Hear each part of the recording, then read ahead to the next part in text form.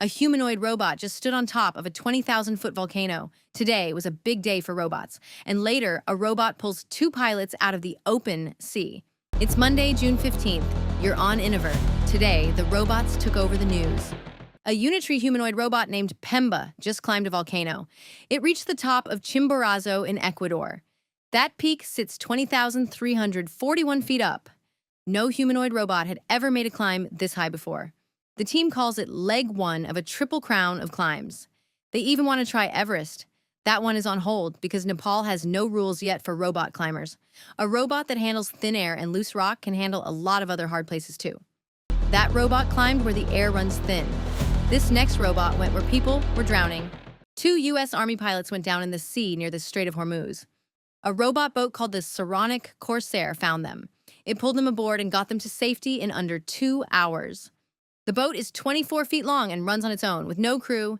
This is the first time a robot boat has saved downed pilots in a real fight. When a person cannot reach you in time, a machine now can. Those robots worked in war and on a mountain. This next one just wants to drive you to work. Stick around. Later, a car maker is about to build walking robots by the thousand. Europe is finally letting robotaxis onto its streets. Waymo, Pony.ai, WeRide and Apollo Go are all starting trials in big European cities. For years, these robot cabs mostly ran in the US and China. Now, a whole new continent is opening its roads. That is a huge new market. Cars that drive themselves are one thing. Now, meet a car maker that wants robots that walk. Here's the one I promised you. XPeng makes electric cars in China. Now, its boss is taking direct charge of the robot team. The plan is to mass-produce its iron humanoid robot very soon. A big car maker building robots at scale could drop the price for everyone. Last one, and it flies.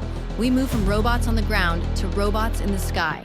Wing and Walmart are growing their drone delivery. They are adding 7 new U.S. metro areas. The plan could reach about 40 million Americans by 2027. Your next order might just drop out of the sky. Today, the story was simple. Robots left the lab and went out into the real world.